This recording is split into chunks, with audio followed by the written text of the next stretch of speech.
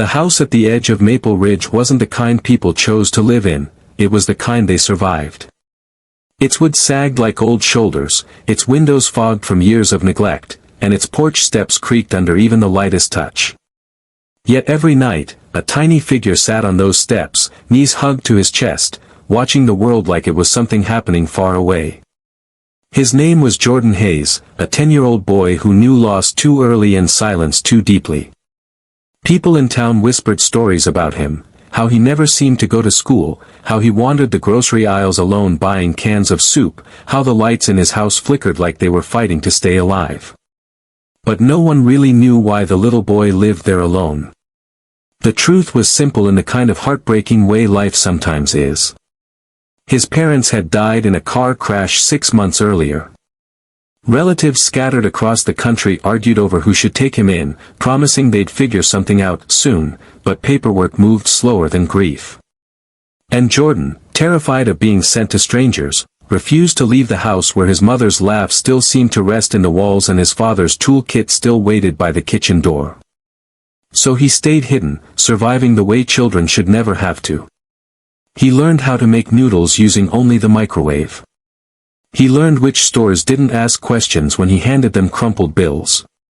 He learned how to avoid adults who looked too closely. Most of all, he learned how to live with the quiet. A quiet so heavy it felt alive. Then one hot afternoon in July, a rumbling truck broke that quiet. Jordan pressed his face to the cracked window and watched a family unload boxes into the house next door, the house that had been empty for months. A tall man with sun-browned arms carried furniture like it weighed nothing. A tired but cheerful woman directed the movers with gentle confidence. A teenage girl scrolled through her phone between trips, pretending not to care but glancing around often. And then there was a little boy, maybe 9, who ran in circles like he had too much joy for his own skin. Jordan felt the first flicker of fear. New neighbors meant new eyes. New voices. New questions he wasn't ready to answer. He pulled the curtains shut. For the next 2 days, he tried to be invisible. But the new neighbors, the Miller family, were the kind who didn't let the world stay quiet. On the third morning, Jordan stepped onto his porch to warm himself in the sun. Before he could retreat, the boy next door spotted him. "Hey!" the kid yelled, waving both arms like he was signaling a rescue helicopter. "I'm Tyler." Jordan froze. He didn't know how to handle loud friendliness. He barely knew how to handle people at all. He didn't wave back. "Want to play?" Tyler asked, already running toward the fence. "No," Jordan said softly, shaking his head. "Why not?" Jordan shrugged, staring at the porch floor. Tyler looked disappointed for exactly 1 second before his face brightened again. "Okay. I'll ask you again later." And he did. Every day. Sometimes Jordan ignored him. Sometimes he mumbled responses. Sometimes he watched Tyler play soccer alone, secretly wishing he could join him even though fear pressed down on him like a heavy blanket. Then came the morning when everything changed. Tyler's soccer ball bounced over the fence and rolled straight into Jordan's yard. Jordan picked it up just as Tyler came running. "Sorry," the boy panted. "My bad." Jordan held out the ball. For the first time in months, he made eye contact with someone his age. Tyler smiled. "Thanks. You've got good hands." Jordan felt something warm and unfamiliar stir inside his chest. He hadn't heard a compliment since his mom told him he had a good singing voice last Christmas. Tyler tilted his head.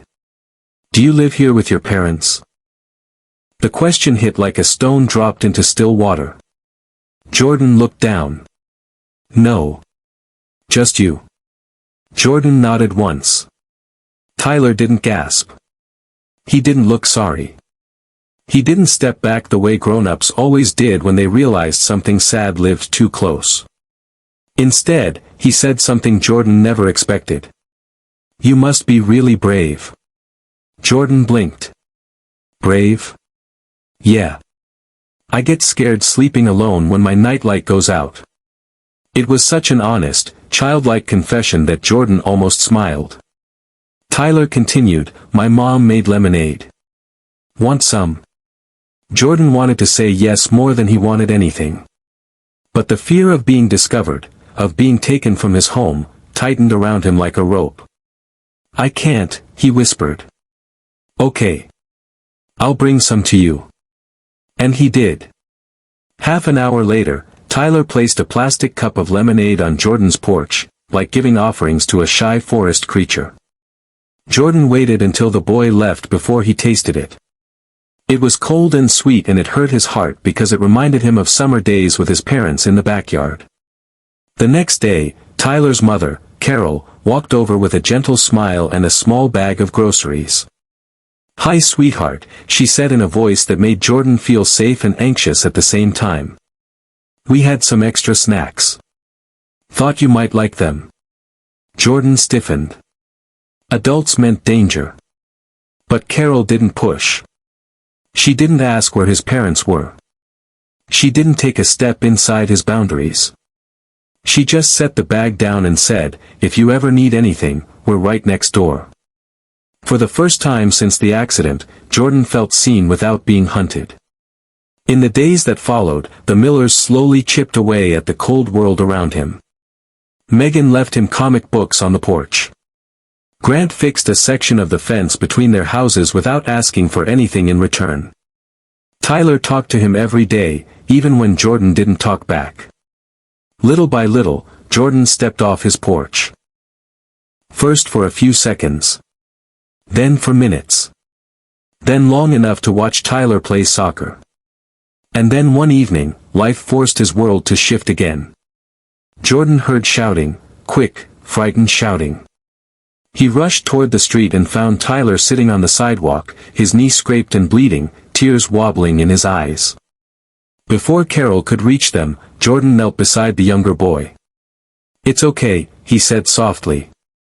"It'll stop hurting soon." He remembered how his mom used to soothe him. He blew gently on the scrape, cooling the sting. Tyler sniffed and stared at him like he'd been saved. "You helped him," Carol said, breathless with relief. "Thank you, Jordan." That night, Jordan lay awake thinking about the Millers, not with fear, but with something new. Something he didn't know how to name. The next afternoon, a car he didn't recognize pulled up outside his house. A woman with a clipboard stepped out.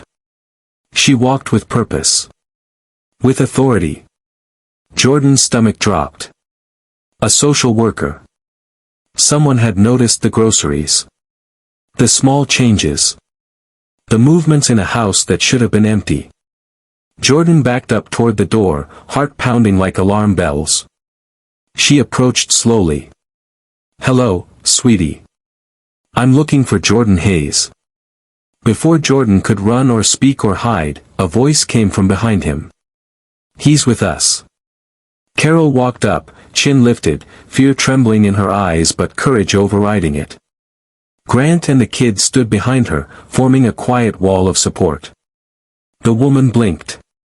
"Are you his guardians?" "Not yet," Carol said, "but we care about him. And he's not alone." Jordan stared at them in shock. No one had ever stood up for him since the night his parents died.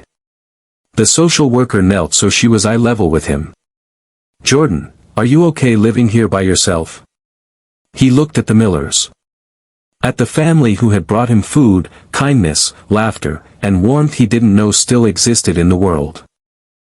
And for the first time, he told the truth without fear. "I was alone," he whispered. "But I'm not now." Tears welled in Carol's eyes. Tyler grinned proudly. Grant nodded like he was promising something silently. The woman took a breath, her expression softening. "We'll make a plan together," she said. "One that keeps you safe, and keeps you connected to the people who care about you." Jordan didn't understand everything. But he understood one thing. He wasn't losing his home. He was gaining a family. That evening, he stepped off his porch and walked to the miller's door where warm light spilled into the dusk. Tyler swung it open before he could knock. "Knew you'd come," he said, beaming. Jordan smiled, a real smile, full of life. For the first time in a long time, the future didn't look scary. It looked possible. It looked like home.